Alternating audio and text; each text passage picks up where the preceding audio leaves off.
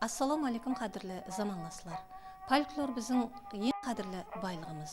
Ата-бабаларымыз қастерлеген гауһар сөзлеріміздің, milli urf-odat dasturlarimizдің бейбаһа үлгілері біздің дастанларымызда кеңінен тарифленеді. Сөздердің қанша ел дәрежеде мәнілілігін көреміз. Уақиялар бір-біріменен шынжыр байланысқан. Бұл біздің Қарақалпақ халқының ескі сөзлер дүниясы, ескі тарихи шынлығы болып есептеледі.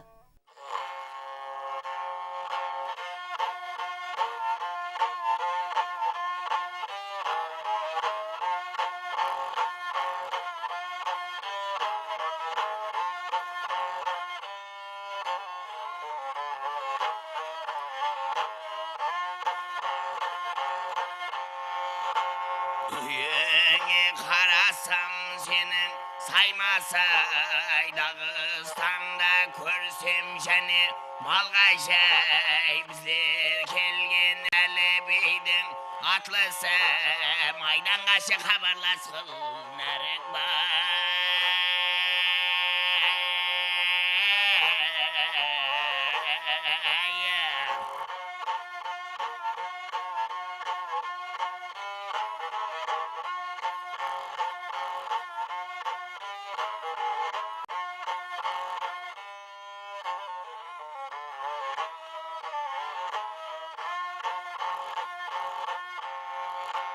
Şuak boldu Әлібейдің тілінен Қамарын тасламай болған белінен Майданға хабарласқыл бай баба біздер келдік Әлібейдің еліне.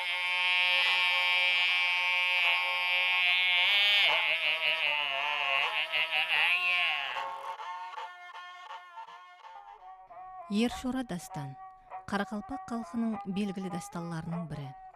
Бұнда халықшылдық, отан топырағын теберіп тұтқан бабалар тұлғасы сәулеленеді. Хақиқи күресшеңлік, мәртлік, батырлық, сөзге шешенлік бәрін дастандағы жырларда көреміз. Даналықпен айтылған сөзлер мәнісі тереңлігі менен адамзат тәрбиясының тәрбиялық үлгісі сыпатында белгіленеді. Бүгінде, ертеңде тілімізде қолданатын сөз гауһары болып жырлана береді. Қарақалпақ эпостануында Алпамыс, Қоблан, Едіге, Шора, Шарияр, Мәспатша тағы басқа толып отырған дастанлардың атамалары бізге белгілі. Һәм бұл дастанлар бірнеше вариантлары бүгінгі күнде жазып алынып, һәм 100 томлық көлемде бүгінгі баспа жүзінде жарық көріп отырыпты. Қаһармандық дастанлар тикарынан пайда болу дәуірі, оның тарихи ахметі, рухи мирас сыпатындағы ахметі ілімпазларды фольклористикада кеңінен қызықтырып келді. Бірінші орында дастанлардың дәуірлерге бөлінуі, қайсы дәуірде бұл дастанлар пайда болған, қайсы дәуірдің тарихи уақиялары негізінде жүзеге келген. Бұл мәселелер фольклористикада көпшілік ілімпазлар пікір айтуларына алып келді. Бұндан кейінне Шора дастаны 16-17 әсірлерде төреген. Бұндан кейін былай бермен қарап, бергі дәуірлерге жақынлап келе береді осылай дастанлар. Демек, Алпамыс дастаны Қоңыратлар деп көрсетіледі. Қоңырат ұруы. Қоблан дастанында Қыпшақ, Қара Қыпшақ Қобланлы деп. Едіге дастанында Едіге Маңғыт деп көрсетіледі.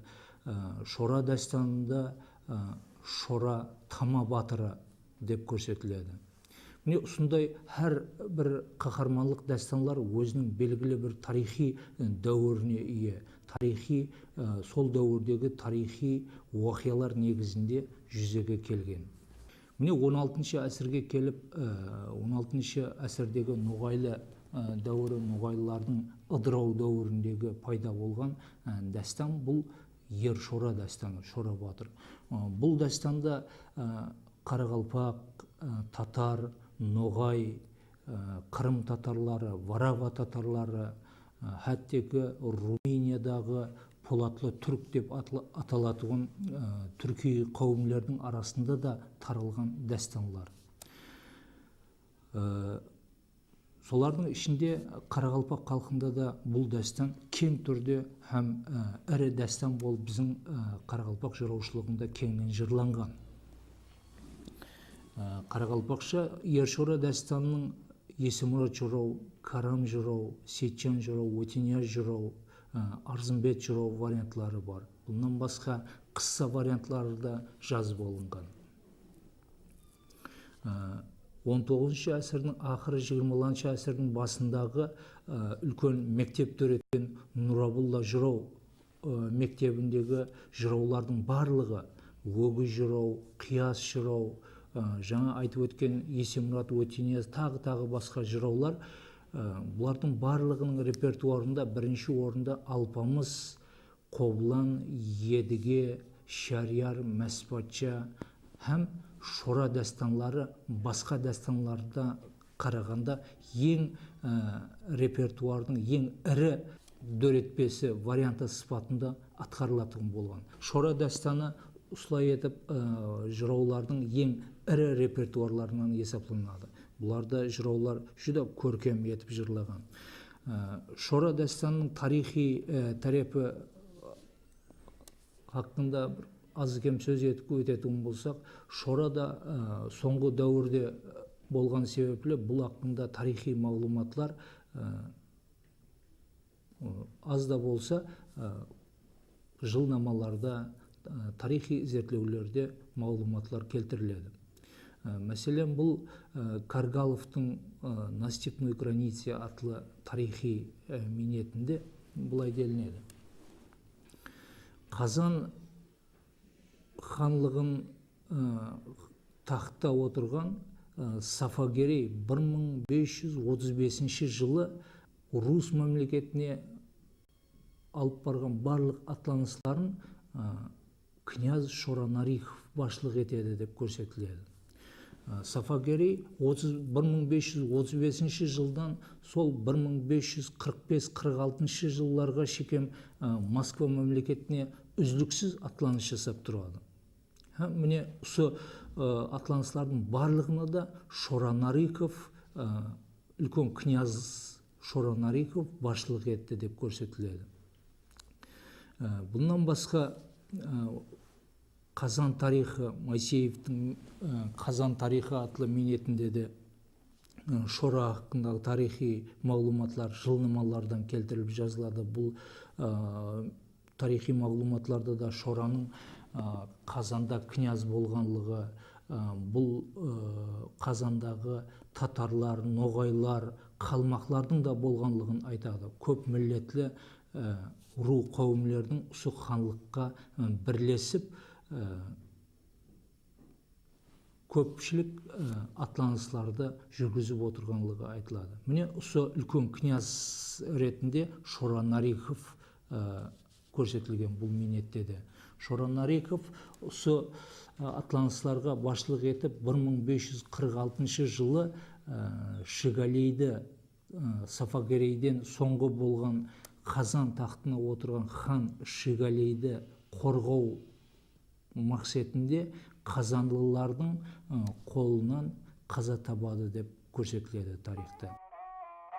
Дасталарымыздың саны жүдә көп. Әрбір дастан өзінің тарихи шынлығы менен, ел жұртты қорғаған батыр тұлғалары менен, эстетикалық зауқы менен, бейбаха дәстүрлерінің өзгешелігі менен бағаланады. Ершора дастанда жыраулар тарапынан жырланып, тыңлаушылар жүрегіне ұялап алған һәм халық сүйіспеншілігіне ие болған дасталардың бірі.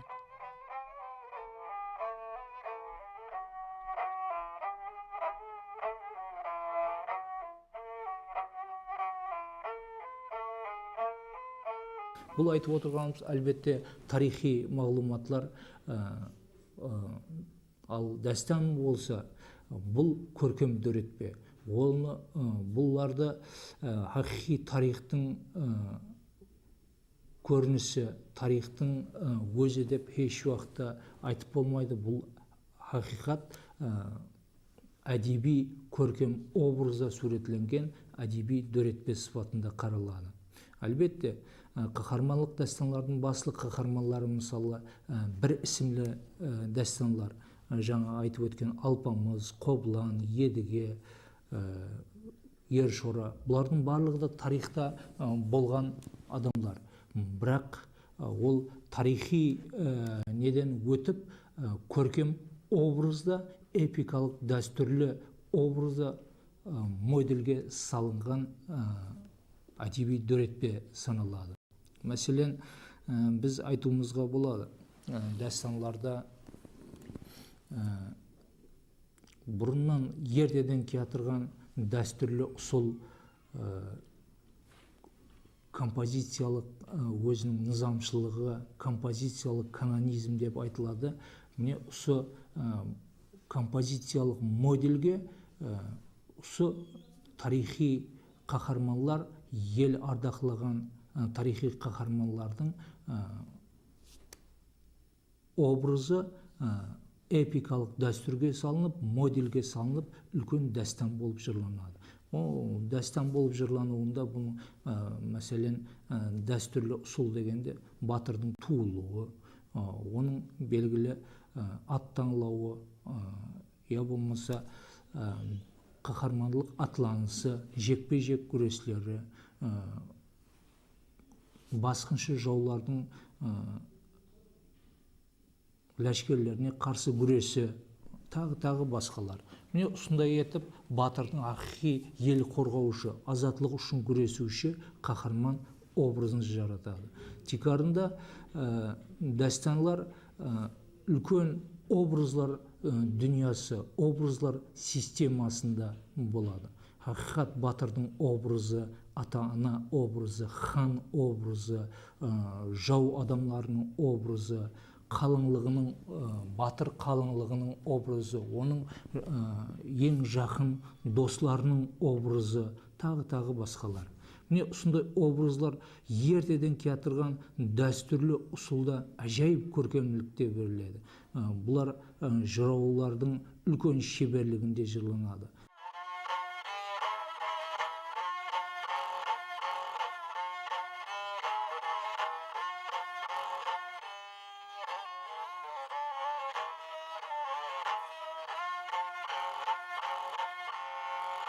Сүйел етіп Дағыстанды қарайды, қартайғанда адам неге жарайды, қорған екен деп көп жылқыны аралап, жылқыдағы ой шұбардай сорайды.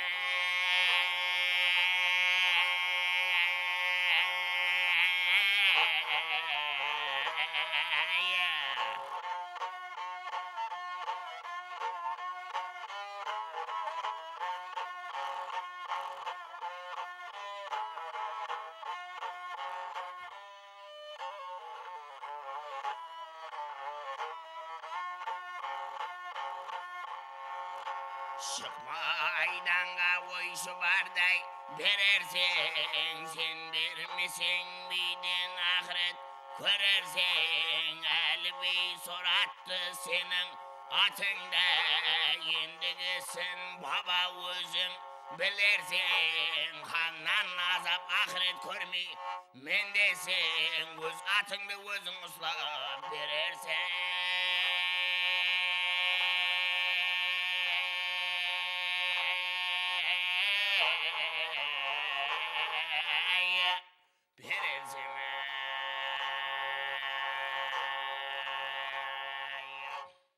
Жыраулардың атқаруындағы образлық сыпатларды біз айтып өтетін болсақ, мәселен дастанларда, Ершора дастанында Сұлтан Санжар Мазхан патша, елдің патшасы, батырды сондай деп сыпатлайды. Яғни ағар судың сағасы деп жүр едім, қатарда қара нарым деп жүр едім, тұғырдағы сұңқарым деп жүр едім, жау жағымның қаласы деп жүр едім, жел жағымның панасы деп жүр едім, асқар биік тауым деп жүр едім деп көрсетеді. Демек бұл ханның, патшаның елді қорғаушы батырға болған сондай бір сенімі һәм батырдың қандай дәрежедегі оның образдық сыпаты айқын көрінеді. Болмаса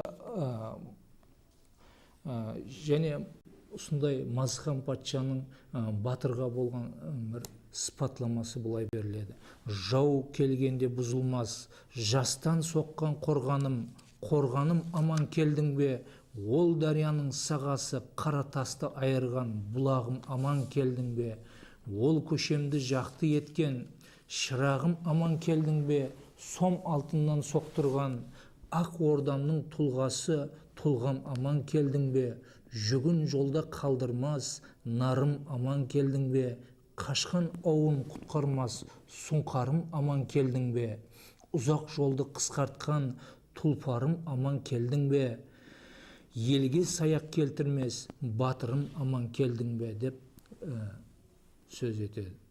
Міне бұнан көрініп тұрды хақиқи батырдың, ел басшысы патшаның батырға болған көзқарасы, батырдың хақиқи сыпатламасы, ол елге қорған екенлігі, елдің хақиқи қорғаушысы қалқаны екенлігі, жаудан қорғаушы батыр мәрт екенлігі көрініп тұрады.